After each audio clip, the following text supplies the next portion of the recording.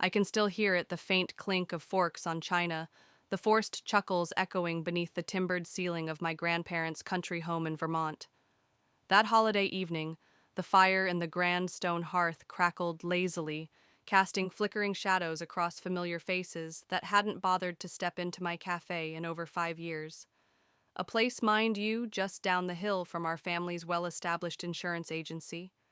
I was nursing a glass of spiced cider, already preparing for the passive-aggressive undertones that would inevitably surface when a sharp voice cut through the murmur of small talk.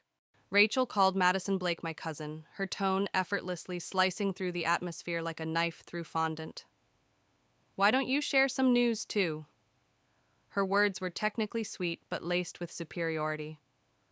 I looked up slowly, already steeling myself for whatever verbal trophy she was about to present. Madison, decked out in a tailored navy blazer that probably cost more than my monthly utilities, flashed her diamond engagement ring with theatrical precision as she picked up her champagne flute. Her signature smirk was in place, that smug, polished smile she wore anytime she was about to remind the room why she was the Avery family's favorite success story. "I've just been promoted to regional director," she declared with a smile that oozed confidence. "Youngest in the company's 112-year history." As if on cue, the table erupted into applause. Grandpa Frank beamed with pride while Grandma Eleanor reached for her lace-edged handkerchief to dab at her eyes. Uncle Ray raised his glass. To Madison Blake, carrying the Avery legacy forward, he proclaimed, his voice brimming with pride. I offered a polite smile and took a measured sip of my cider, letting the sweetness cool the sting of being overlooked again. My thoughts drifted to the stack of investment proposals sitting on my desk, quietly waiting for my signature back at my apartment. Of course, no one around this table had the faintest clue about any of them. To them, I was just quirky Rachel, the oddball, who preferred roasting coffee beans and perfecting pancake recipes over real work. "And you?" Rachel Aunt Barb turned to me, her tones syrupy but edged with judgment, as if she were offering me a soft pillow to sit on while slowly pulling the chair away. "Still running that little cafe." I met her eyes with practiced grace. "It's called Maple and Maine Cafe Aunt Barb," I replied calmly.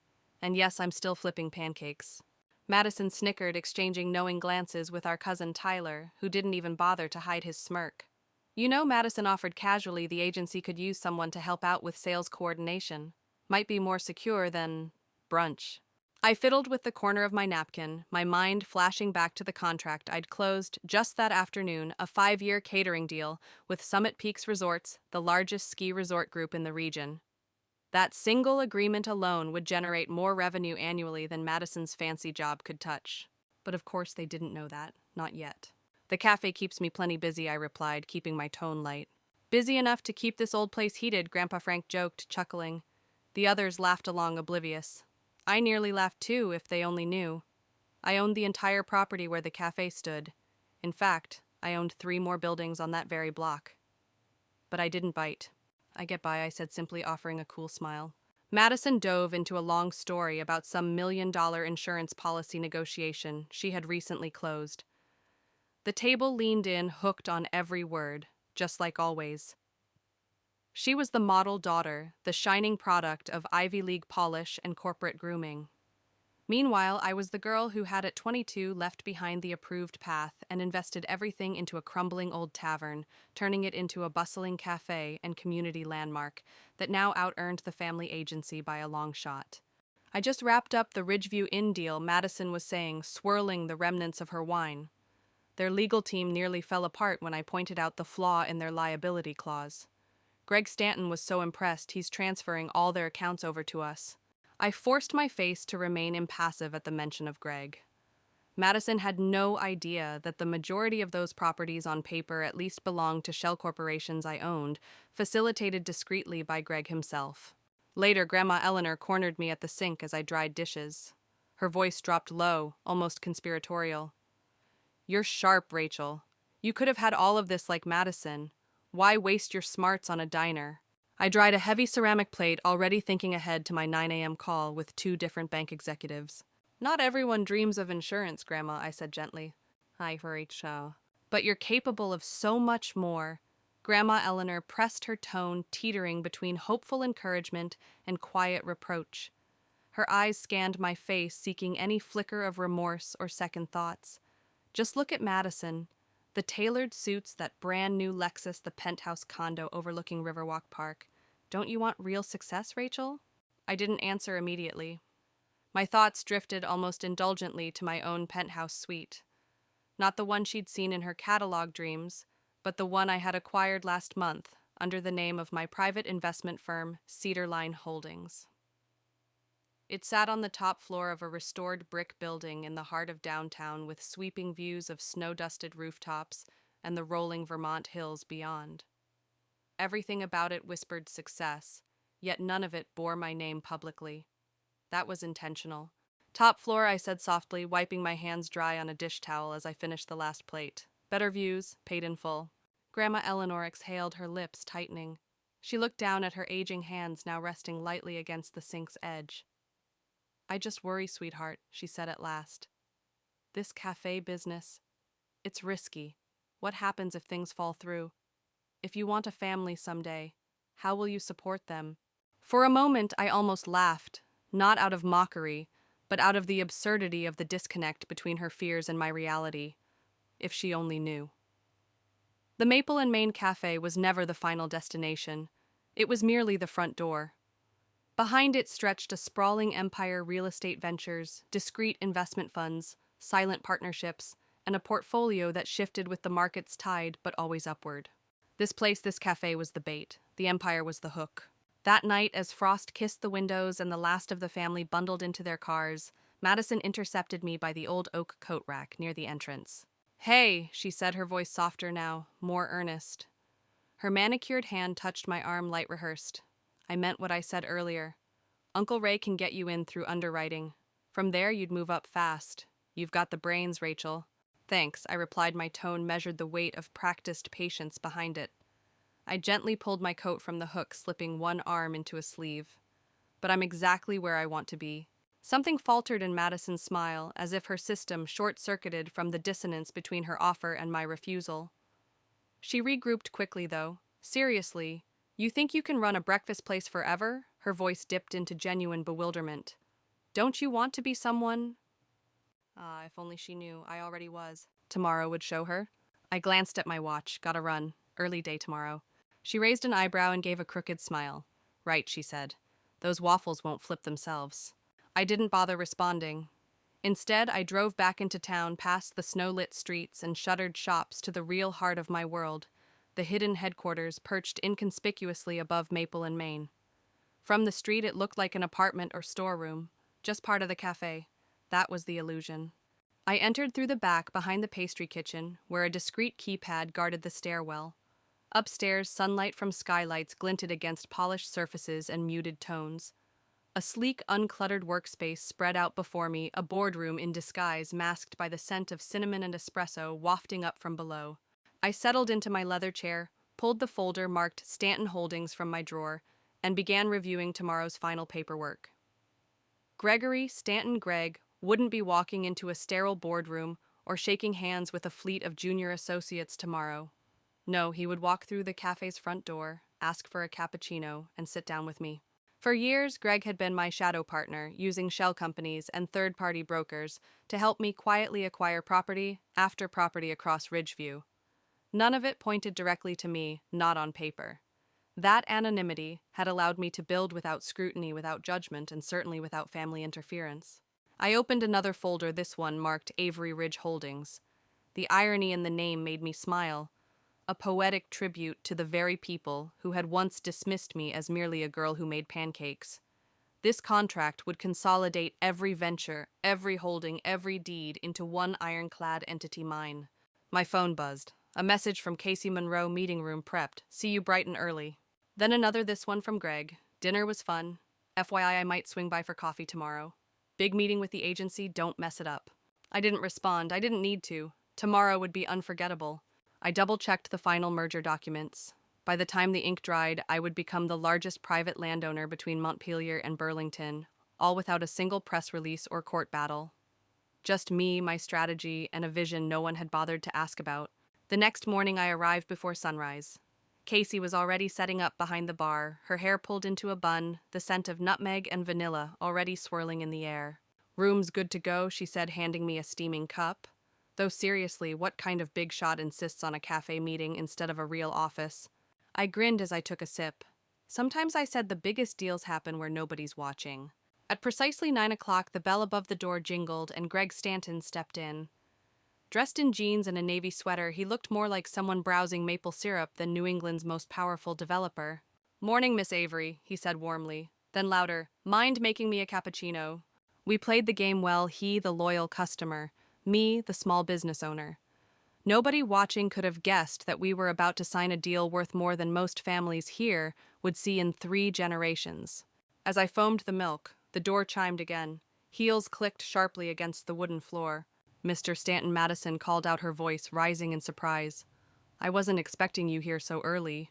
Greg took his cappuccino with a nod and smiled at me. "Ah, Madison, your cousin makes the best coffee in town. Care to join our meeting?" Madison blinked. "Meeting?" "Yes," he replied smoothly. "Regarding the Ridgeview Revitalization Project." He gestured toward the back room. "Shall we—" Her eyes darted between us, her confusion palpable. But curiosity won out. She followed us into the meeting room, which was cozy but refined. Soft amber lighting illuminated a long oak table. Only a single, nearly hidden security camera hinted that anything important was about to happen. "I'll need another witness," Greg said, retrieving the thick merger contract from his leather briefcase. "Perhaps your cousin could assist." Madison's mask cracked just a bit. "Rachel." "Oh, she just runs the cafe. She doesn't need to get involved in legal matters." Greg arched an eyebrow. "On the contrary, she's essential to this meeting." I walked confidently to the head of the table. "Actually, Madison," I said, my voice smooth and steady, "you're the one who doesn't need to be here.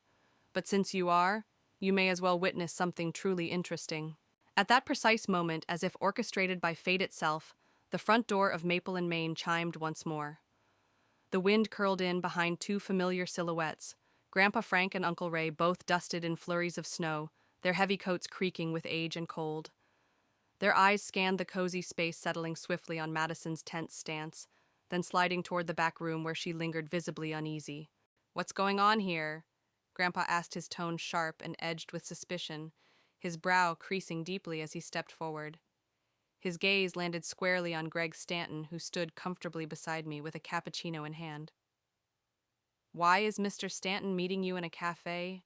Before Madison could stammer a deflection, Greg stepped forward with a calm that only years of calculated business dealings could refine.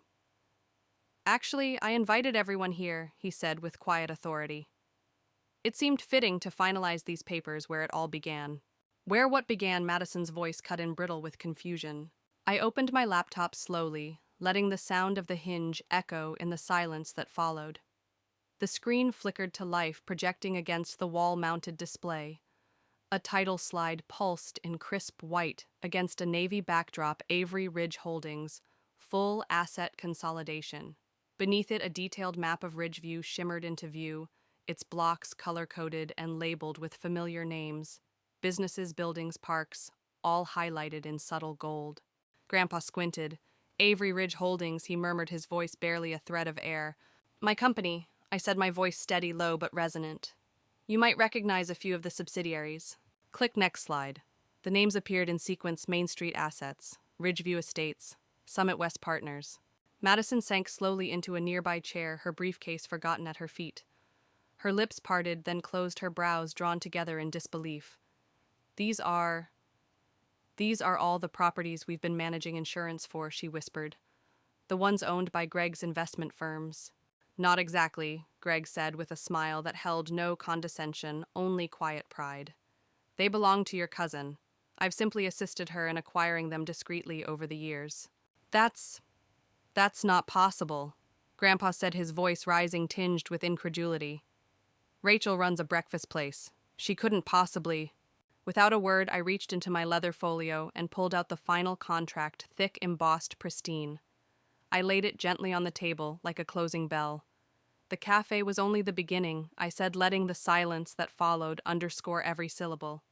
"5 years ago, when I bought this building, I saw what no one else did. Main Street was undervalued, fragmented. everyone saw decay. I saw opportunity. They listened now, their expressions carved from a mixture of skepticism and dawning horror. While you were mocking my eggs and maple syrup, I continued. I was meeting with investors, learning zoning patterns, forecasting property cycles. Quietly, piece by piece, I stitched together the largest privately held real estate network this town has ever known. Madison leaned forward, her fingers trembling slightly as she flipped through the pages of the contract. Her eyes darted over figures, valuations, signatures. Disbelief gave way to confusion, then to awe. This is worth... She stopped, her breath hitching. Rachel, this is worth hundreds of millions. You own half of Ridgeview. Greg chuckled softly, stepping beside her. More than half, he said. Your cousin has an extraordinary eye for latent value, like buying a crumbling tavern and transforming it into the cornerstone of an empire. Grandpa sank into the nearest chair, his expression pale and unsteady. Why didn't you tell us? He asked, his voice stripped of its usual thunder. I looked at him, not unkindly. Would you have believed me? I asked, and my voice was softer now, tinged with the ache of years spent carving a path through condescension. You were too busy thinking I was just wasting my time flipping pancakes. Madison was still staring at me, her eyes glassy. But you wear an apron. I smiled, but it didn't quite reach my eyes. I wear a lot of things, I said. Sometimes an apron, sometimes a business suit. The difference is I met her gaze fully. I never needed anyone's approval to know what I was worth. Greg placed his pen atop the contract, a silent invitation. Shall we make it official? I signed first, each stroke clean and confident. Greg followed, sealing the moment with practiced ease. Just like that, Avery Ridge Holdings was born formally, publicly, the largest consolidated landowner in Ridgeview. Congratulations, Greg said, shaking my hand, though I'll miss our investment meetings disguised as cappuccino runs. The cafe's still here, I replied with a light laugh, though I might need to add a second floor once all the curious new clients come knocking. Later that evening, long after the documents had been signed and the shock had settled like snow in the minds of my family, I sat alone in my upstairs office. The town below shimmered beneath strings of winter lights, quaint, quiet, completely unaware that it now sat in my shadow, my streets, my buildings, my Ridgeview. My phone buzzed. A message from Grandma Eleanor, can we meet, maybe over breakfast? I smiled, looking down over the cafe's warm glow below. One plate, one cup, one whispered deal at a time. Sure, I texted back. I know a great little spot downtown. The owner's doing pretty well these days, from what I hear. Because sometimes success doesn't come adorned in a sharp blazer or hidden behind a glass-paneled office. Sometimes it wears denim and smiles politely. Sometimes it pours coffee, listens closely, and buys the whole block with a handshake and a vision no one else believed in. Sometimes revenge isn't loud. It isn't flashy. It isn't even the goal. It's just the natural byproduct of building something on your own terms. I closed my laptop with a soft click and stood stretching. Tomorrow the local papers would carry headlines that finally bore my name. But tonight I still had a cafe to run.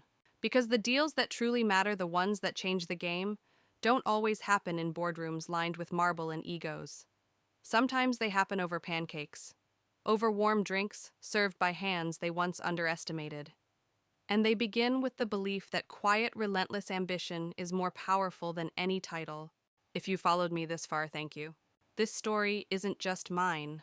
It belongs to anyone who's ever been laughed at behind closed doors, overlooked in rooms where decisions were made, or quietly dismissed for daring to chase a dream that didn't fit the mold. If you felt that sting, I hope my journey reminded you that success doesn't need applause to be real. It just needs purpose. I'd love to hear your story. If any part of this resonated with you, leave a comment below. Let's build a space where ambition doesn't have to shout to be heard. A space for people like us. And if you'd like to walk more paths like this with me, stories of quiet triumphs, unspoken battles, and victories born from vision, consider subscribing to the channel. Your support helps keep this space alive for voices that often go unheard. One last thing. Don't spend your life trying to prove yourself to people who made up their minds about you before ever really seeing you. Prove it to yourself. Build it quietly. Build it proudly. Wear the apron. Wear the suit. Wear whatever reflects your truth. But always remember your worth was never theirs to define. It's yours to prove. And brick by brick, plate by plate, I proved mine. So can you.